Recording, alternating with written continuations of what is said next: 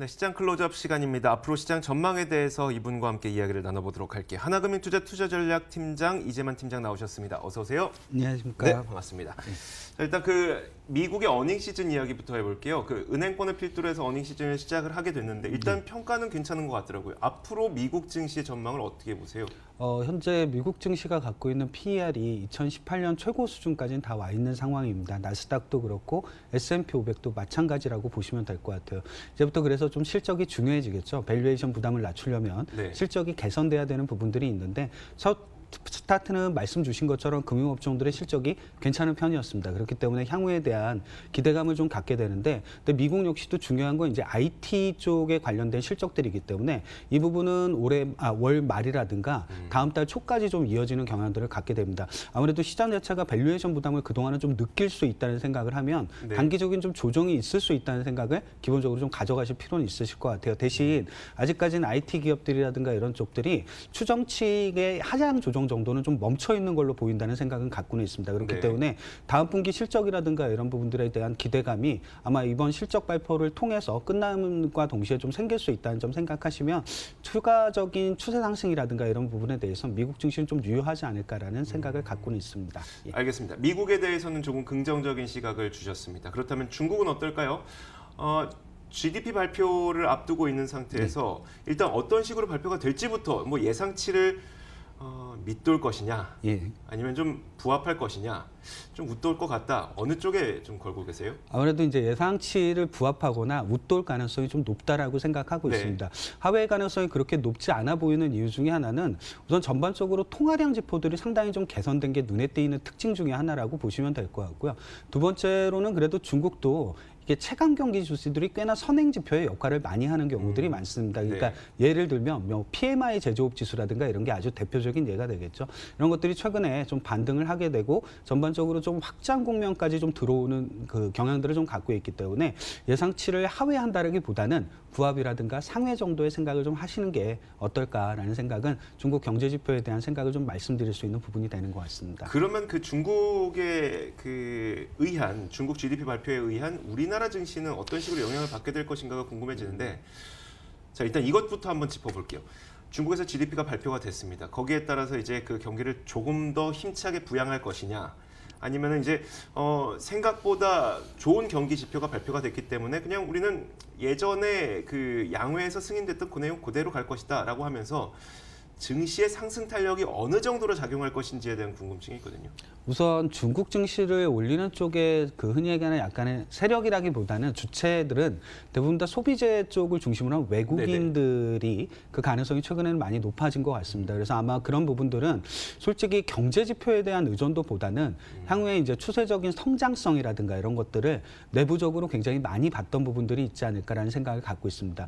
내수 소비재들이 왜 성장성을 가질까에 대한 생각은 당연히 몇 가지로 규결이 될 수가 있겠죠. 첫 번째로는 위안화는 약세 쪽보다는 강세 쪽 가능성이 달러 대비해서는 높지 않겠냐라는 생각과 대부분의 전인대라든가 이런 걸 통해서 발표된 정책들이 흔히 얘기하는 수출 지향적 정책이라든가 투자 지향적이라기보다는 소비 지향적 정책들이 대부분이죠. 감세라든가 이런 부분들이 아주 대표적인 예가 될 것 같습니다. 그래서 이런 부분들에 의해서 영향을 받는 거라고 생각을 갖고 있고요.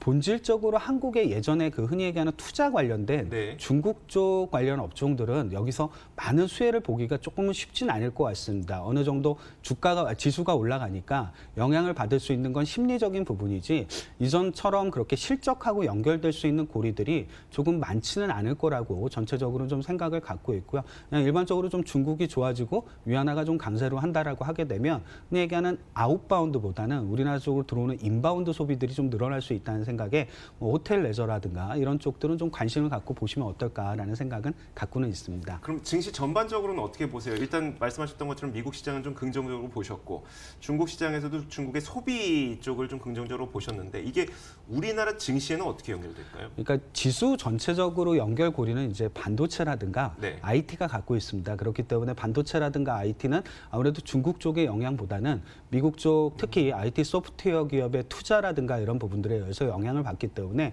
그렇게 크게 부정적인 흐름을 예상하지는 않습니다. 지수 자체도 조금 조금 더 올라갈 수 있다는 생각은 갖고 있는데 다만 중국이 줄 수 있는 영향은 확산에 대한 영향이라고 생각하시면 될 것 같아요. 그러니까 너무 IT 일변도로 가던 거를 네. 다른 이제 시클리컬이라든가 이런 쪽으로 좀 확산시켜 줄 수 있느냐의 여부인데 이게 그 연결고리가 아주 강해 보이진 않는다는 생각을 좀 갖고는 있습니다. 그래서 기본적으로 최근에 움직였던 뭐 IT라든가 중국 관련 인바운드 소비주라든가 이런 쪽은 좋은 영향을 받을 수 있는데 그게 전 업종으로 확산되기가 조금은 쉽진 않아 보이는 것도 사실인 것 같습니다. 뭐 종목별로 좀 접근을 해야 되겠네요. 예, 아무래도 좀 그럴 것 같습니다. 네, 실적 시즌에 대한 전망을 한번 들어보고 싶습니다. 일단 1분기와 2분기 실적에 대해서도 높은 관심, 그러니까 높은 기대감을 갖는 분들은 많지 않은 것 같아요. 다만 3, 4분기에는 그래도 나아지지 않을까라고 하면서 요즘 증시가 올라가는 거 아니겠습니까? 1분기 실적에 대해서 어떻게 평가하세요? 1분기 실적 자체는 이미 안 좋다라고 대부분 다 생각을 하고 있고 네. 그 안 좋음이 근데 문제는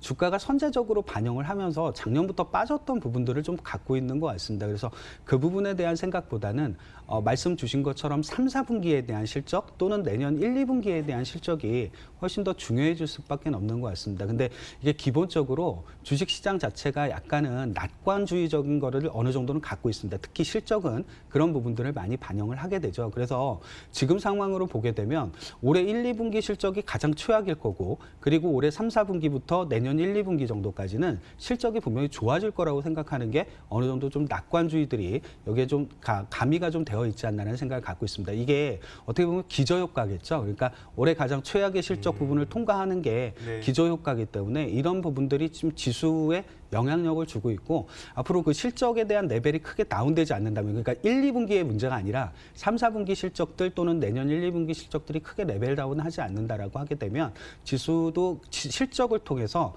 하단에 대한 생각 자체보다는 오히려 업사이드를 조금 생각할 수 있는 시점들이 좀 있지 않을까라는 생각은 갖고는 있습니다. 그렇게 말씀을 하시니까 이제 우리도 좀 사야겠다. 그럼 무엇을 사느냐에 대한 이제 고민을 하게 되는데 사실 그 2, 3월까지만 하더라도 중소형주들의 강세가 굉장히 컸기 때문에 계속 그 얘기는 했던 것 같아요. 중소형주 쪽으로 좀 매수를 하셔라. 근데 최근 들어서 이게 매기가 대형주 쪽으로 옮겨가는 모습도 보이는 것 같기도 하고 게다가 중소형주들이 많이 올라왔으니까 이제는 실적 중심의 저평가된 대형주를 담아야 되지 않을까라는 고민도 하게 되거든요.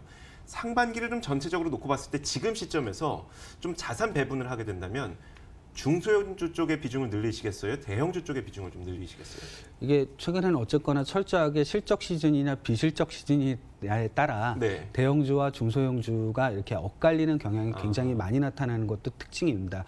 아무래도 이제 중소형주 같은 경우는 현재 가시성 있는 실적보다는 향후의 실적 성장에 대한 기대감을 굉장히 많이 갖고 있는 쪽들이 포진이 되어 있고 그렇죠. 대신 대형주 쪽은 현재의 실적을 굉장히 좀 중요시 여기는 쪽에 포진이 좀 많이 되어 있는 것 같습니다. 근데 일반적으로 좀 생각을 할 때 우리나라의 특성상 대형주가 실적이 좋아져야 나중에 중소형주의 실적도 좋아질 수 있다는 게 그렇죠. 어느 정도 좀 연결고리가 좀 있는 것 같습니다. 그러니까 조금 실적 시즌이라든가 나머지 상반기 기간에 한 4월과 5월 정도를 가는 동안은 분명히 실적이라는 게 굉장히 중요한 이슈가 분명히 될 것 같다는 생각을 갖고 있고 그래도 보다 이익 사이클이라든가 이런 걸 봤을 때 저점 형성이 좀 먼저 가능한 쪽이 누구냐라고 물어보신다라고 하게 되면 그게 아마 흔히 얘기하는 조금 더 실적 시즌에 빛이 날 수 있는 업종이라든가 스타일이 될 텐데 이게 좀 중소형주보다는 대형주 쪽에 조금 더 가깝게 있지 않을까라는 생각을 갖고 있어서 좀 단기적으로 남은 기간 동안에 4, 5월 정도는 대형주가 조금 유리하게 흔히 얘기하는 주가를 끌어올리더라도 조금 더 상승 탄력이 높게 끌어올려지지 않을까라는 생각은 갖고 있습니다. 네. 자, 투자 전략을 좀 종합해서 이야기를 들어보도록 하겠습니다. 조금 전에 좀 힌트를 주시긴 하셨는데 지금 이 시장을 어떻게 대응해야 되는지 투자 전략을 좀 간략하게 정리해 주시면요. 우선 말씀드린 것처럼 단기적으로는 누가 이제 이익 사이클에 저점이 먼저 나오냐가 그러니까요. 굉장히 중요한 부분인 것 네. 같고요. 근데 최근에 주가가 다 좋은 업종들이 대부분 다 올해 이익 사이클이 먼저 나오고 반전할 거라고 생각하는 업종들이죠. 그러니까 이미 다 적용이 된 것 같은 거예요. 예를 들면 뭐 자동차라든가 네. 흔히 얘기하는 여기에 이제 은행주라든가 아니면 최근에 움직이고 있는 화장품 업종들 이런 쪽들이 대표적인 예가 됩니다. 근데 어느 정도 이제 선반영을 하고 주가가 올라가고 있기 때문에 이런 쪽들보다는 비슷한 시기에 저점을 찍고 원래 플러스로 반전할 수 있는 또 다른 업종들은 이제 호텔 레저 업종이라든가 소프트웨어 업종이라든가 여기에 이제 반도체 쪽들이 조금 더 이제 가시성이 어느 정도 높아 보이기 때문에 이런 업종들이 좀 대표적인 예가 되겠죠. 근데 이게 한편으로 좀 따져봐서 이렇게 투자 전략을 약간 좀 디테일하게 좀 생각을 해보면 네네. 이게 너무 성장성이 귀한 시기인 것 같습니다. 그래서 성장주를 너무 찾는데 한몰이 내시면 주식을 할 수 있는 게 별로 많이 없다라고 생각을 하시면 될 것 같아요. 오히려 저금리의 저성장 시기에 좀 중요한 지표들이 뭘까를 한번 생각을 해보시면 네. 발상의 전환은 될 수 있을 것 같습니다. 대표적으로 이제 중요성이 높아지는 지표들이 예전에는 잘 많이 보시지 않았던 뭐 영업이익률이라든가 네. 흔히 얘기하는 ROA라든가 즉 자기 자산 대비해서 얼마나 흔히 얘기하는 수익을 거둬올 수 있느냐 이런 부분들의 지표들이 좀 수익성 관련된 효율성 관련된 지표들인데 이런 쪽 지표들의 좀 중요성이 좀 높아질 수도 있다는 생각을 한 번쯤 해보시면 이런 쪽에서 상당히 개선이 되거나 또는 좋아질 수 있는 종목들 이런 것들이 조금 더 이제 골라내실 수 있는 투자 기준이 되지 않을까라는 생각도 같이 갖고 있습니다. 업종별로는 이제 호텔 레저라든지 소프트웨어 쪽을 좀 짚어주셨고 종목별로 따져보면 사실 이 종목은 천차만별이기 때문에 어떤 종목을 좀 말씀드리긴 뭐하나 말씀하셨던 것처럼 자기 자본 이익률이 좋아지고 있는 그런 기업들도 포함시키신 거겠죠? 예, 아무래도 이제 ROE라든가 ROA라든가 네. 영업이익률 이런 부분들이 물론 굉장히 높은 수준을 유지하고 있으면 좋은데 우리나라가 대부분 다 이제 경기에 너무 민감하다 보니까 글로벌 경기에 항상 높은 수준을 유지할 수는 없고 차라리 지난해 대비 이런 마진이라든가 이런 쪽들이 개선되는 종목이라든가 업종들을 좀 보심이 어떨까라는 기본적인 생각을 갖고는 있습니다. 네, 알겠습니다. 자, 이렇게 오늘은 시장 클로즈업 하나금융투자 이재만 투자전략팀장과 함께 이야기를 나눠봤고요. 저희 탐나는 주식 2PM도 여기서 인사드리겠습니다. 내일 같은 시간에 찾아뵙도록 하죠. 시청해주신 여러분 고맙습니다.